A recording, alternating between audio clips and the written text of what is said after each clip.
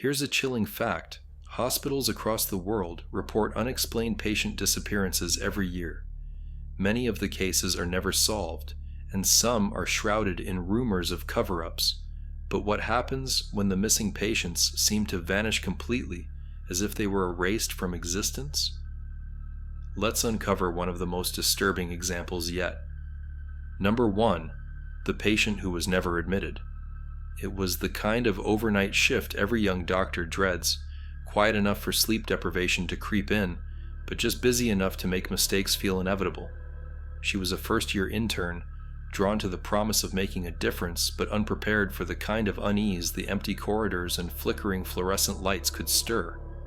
The hospital's halls were more shadow than substance during the midnight hours, and every sound, from the distant beep of a monitor to the faint hum of the ventilation system, seemed unnaturally loud. That night, shortly after midnight, an elderly man came through the emergency department, clutching his chest with a tremor that she mistook for fear. He looked like he could collapse at any moment, and the moment she approached him, he grabbed her wrist with a surprising urgency. "It's sharp," he whispered, almost breathless, like someone's twisting a knife in. "Please." The intern alerted her attending physician, and the man was seen immediately. Everything about his admission felt routine, almost dull. Vitals checked, blood drawn, a rapid cardiology consultation ordered. His name, scrawled on the clipboard she carried, was Robert Millis.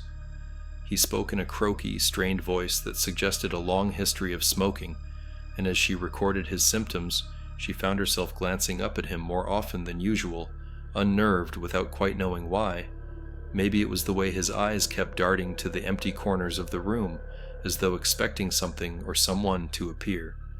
A glance at his preliminary test results revealed exactly what she feared: an abnormal ECG, reading strongly suggesting a heart attack. She flagged a nurse to prep the next steps and told Robert she'd be back shortly after grabbing a quick break. He thanked her, and she swore his expression softened enough to reveal relief, or something close to it. When she returned to his room less than half an hour later, she froze. The bed was empty, perfectly made, as if no one had ever been in it at all. Her first assumption was simple: he'd been moved, maybe to another ward for closer observation. She stepped out into the hallway, scanning for a nurse, anyone who could tell her where Robert had gone. The night shift nurses at the station, the same ones who checked the man in just an hour prior, stared back at her, puzzled. "Robert Millis?" one repeated, furrowing her brow like the name was unfamiliar, foreign. "We don't have anyone by that name. Are you sure you admitted him here?"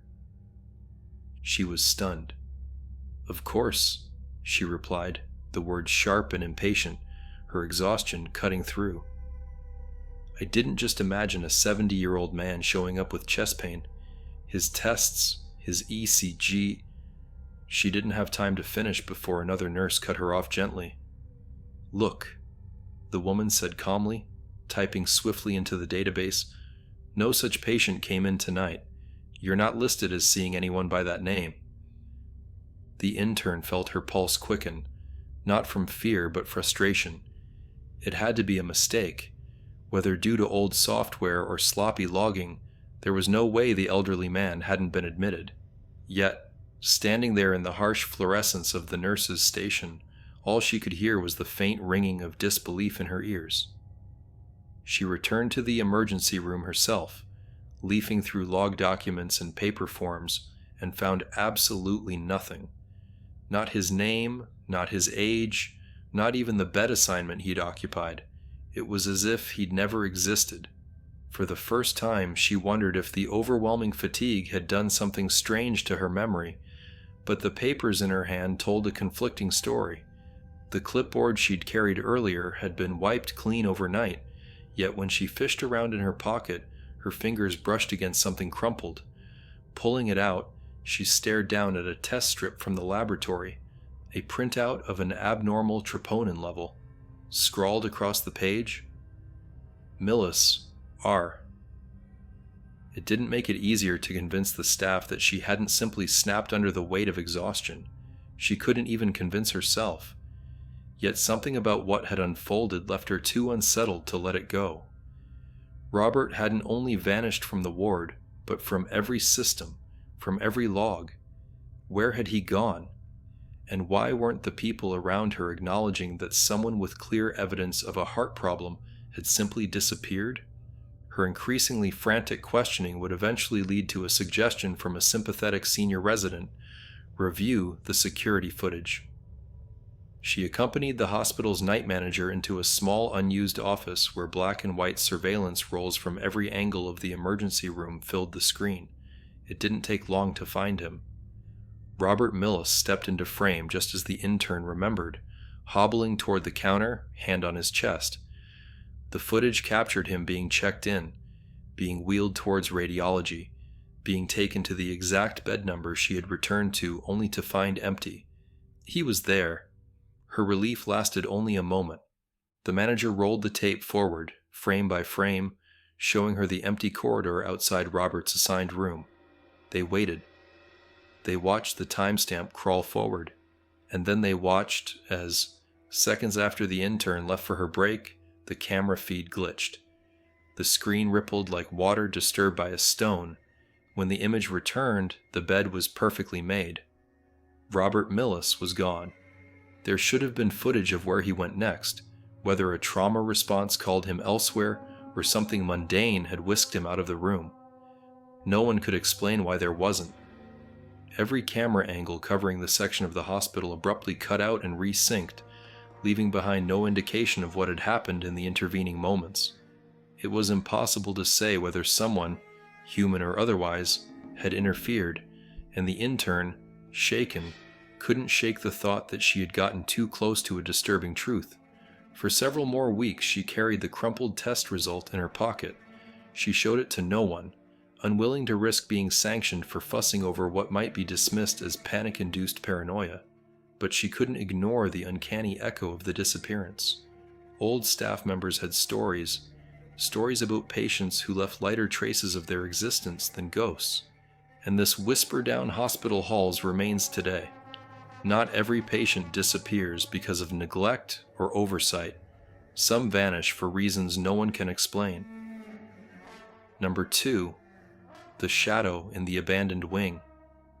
Most hospitals have spaces forgotten by time, dimly lit corridors where the air smells stagnant and the silence feels unnaturally heavy. For staff, these unused wings are nothing more than places to grab a spare piece of equipment when storage runs low. At least that's what one night nurse told herself when she was sent to retrieve an outdated defibrillator from the hospital's shuttered West Wing. The West Wing had been closed for years, sealed behind heavy double doors with peeling paint and a faint hum of machinery that hadn't worked in decades. Officially, it was due to budget cuts and low patient demand, but others whispered darker reasons when management wasn't around. Older staff claimed it had seen too many bad cases, but never elaborated what that meant, only suggesting the deaths weren't ordinary. The nurse didn't pay it much thought. She didn't have time to waste on idle gossip, let alone on being scared of an empty part of the building. It was 2 a.m. when her shift supervisor handed her the task. The request was straightforward. Grab the defibrillator, bring it back. Simple enough, even if the thought of going into that part of the hospital didn't sit well with her. Still, she grabbed a flashlight, pushed open the heavy double doors, and stepped over the threshold where few had set foot in years. The air inside was heavier, colder than expected, enough to make her jacket feel useless. Her footsteps echoed off grimy tiles, every sound amplified in the dead quiet. The rooms she passed were empty, stripped of equipment and beds, but she couldn't shake the feeling that something about the space was watching her. "Psych yourself out, and this'll take twice as long," she muttered under her breath, the sound barely breaking the stillness. Turning a corner, the storage closet for old equipment finally came into view.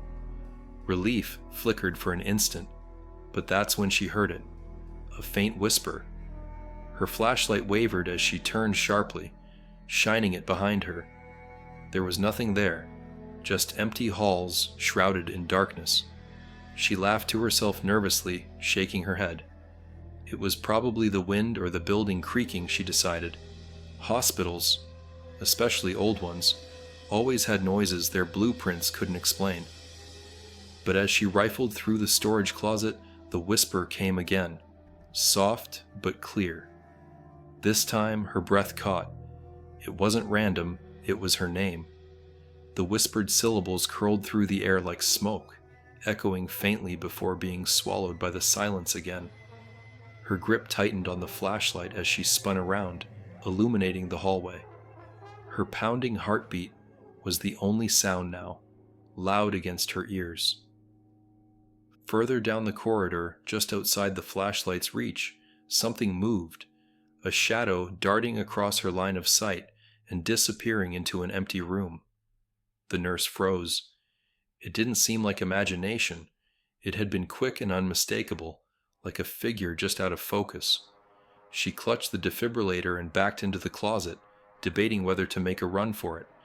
Then the whispers started again, louder this time, unmistakably someone saying her name over and over. The flashlight flickered in her hand as the unseen figure drew closer.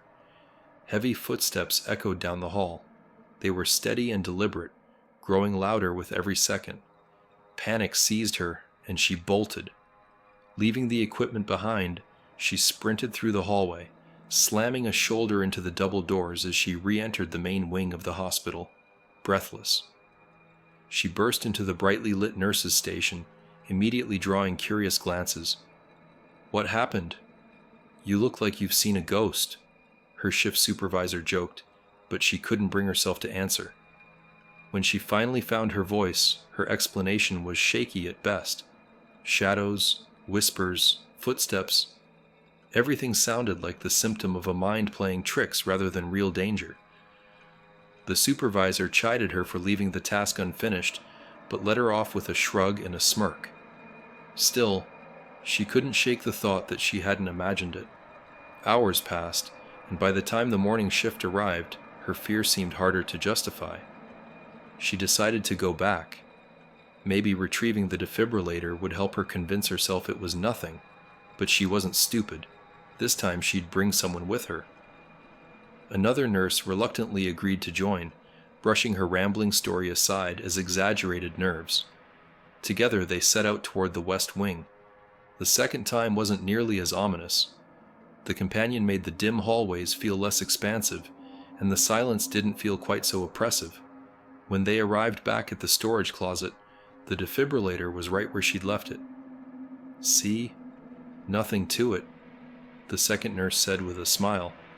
But as they turned to leave, something glinted on the floor in the faint beam of their flashlights. It was small, a thin strip of plastic coated in dust, half hidden beneath debris. She picked it up, brushing it off between her fingers. A patient wristband. The name was faded, but the date was clear. 1977. That didn't make sense. The West Wing had been closed down long after any such bracelet would have been issued. Her colleague frowned, glancing around uneasily. "We should go," they said quietly, as though worried speaking too loudly might disturb something unseen. Later that morning, curiosity overtook her anxiety. She searched the patient database, keying in what little information she could still make out from the worn wristband. At first, nothing came up, confirming her suspicions that it was too old for the current record system. But a passing remark from an older staff member caught her attention. "That wing has bad history. People died in there. Some never figured out why." The whispers became sharper in her mind, replaying like a broken record.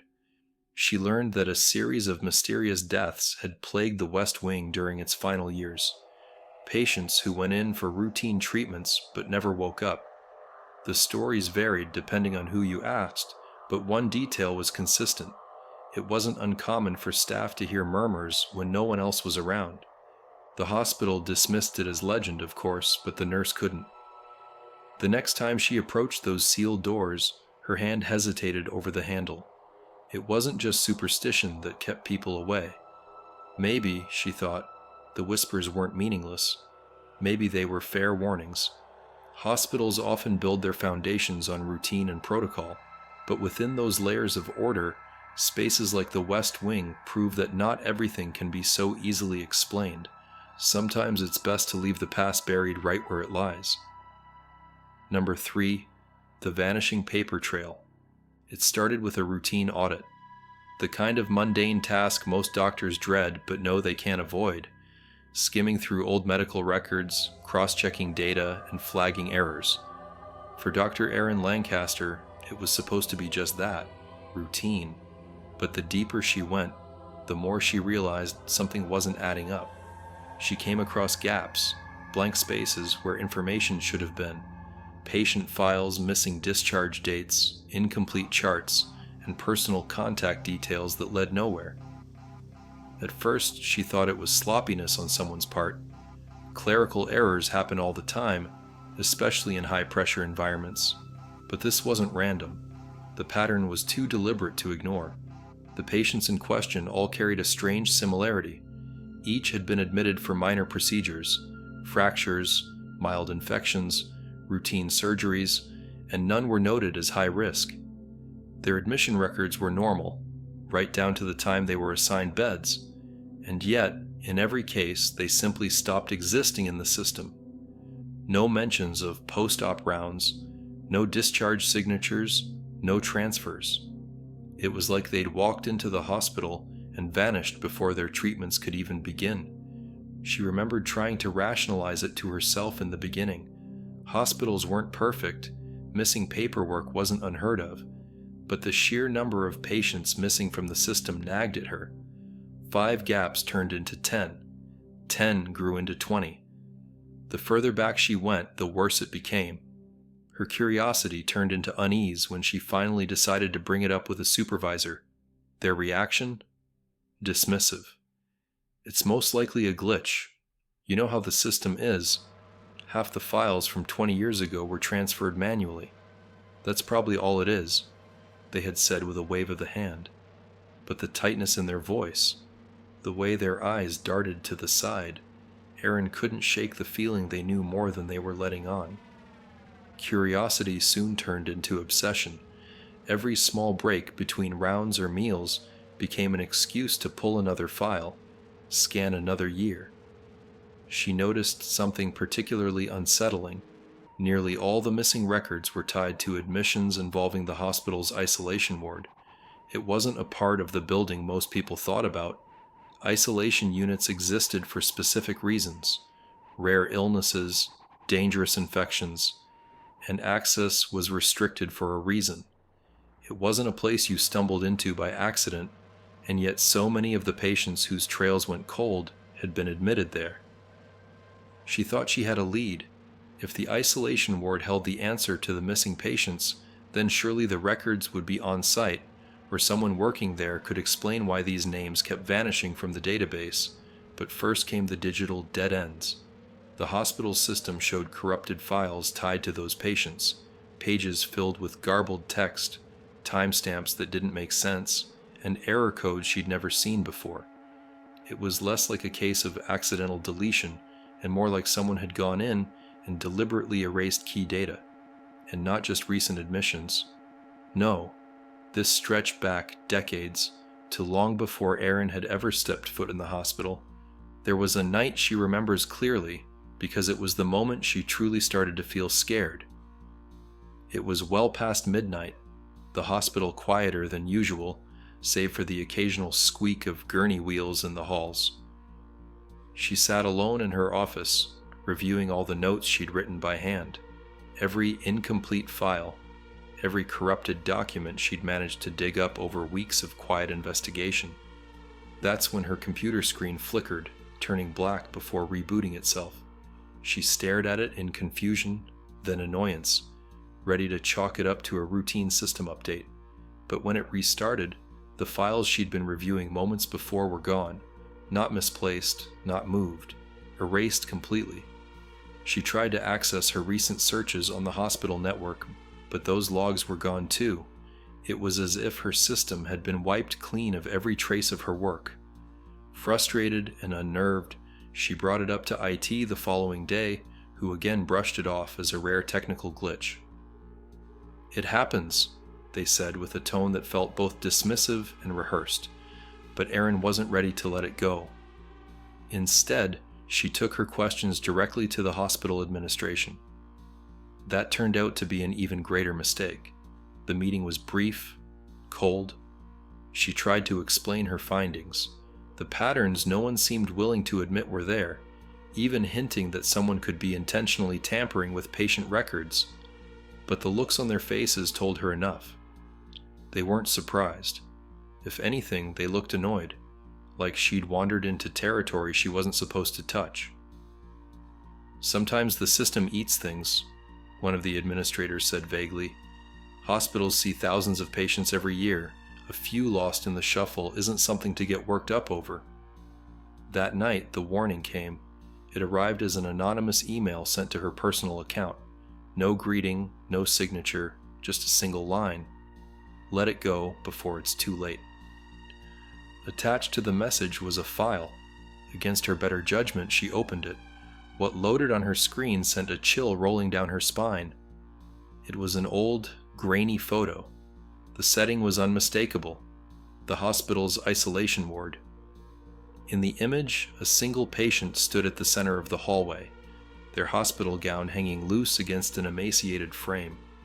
The fluorescent lights above them buzzed and flickered, creating darkened shadows that obscured their face entirely.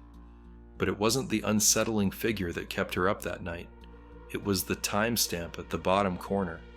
The photograph had been taken nearly 20 years before she joined the hospital, and yet the hallway in the photo looked exactly as it did now, down to the smallest crack on the tile floor. Erin didn't reply to the email. She didn't bring it up to anyone and didn't risk opening any more files the following day. Something told her she'd already pushed too far. From that point on, she pulled back, focusing only on her daily responsibilities as if none of it had ever happened. But the unease never left her. Every time she walked by the isolation ward, her skin prickled. She would glance at the unmonitored doors, wondering how many answers they held and how many truths were better left undiscovered. To this day, the corrupted records sit in an archive only a handful of employees even know exists. There's no resolution, no explanation that feels satisfying. Just whispers of something or someone behind those missing patient files, deeper than anyone is willing to admit. Hospitals are places where life hangs in the balance, where the line between safety and fear feels razor thin. Behind their sterile walls and endless corridors, stories like these remind us of something unsettling. What happens when the systems meant to guard us falter, when records vanish, when whispers echo in abandoned spaces, or when a patient leaves behind nothing but questions? So what would you do if you found yourself questioning not just what you see, but what others claim is real? The next time you step into a hospital, look closer.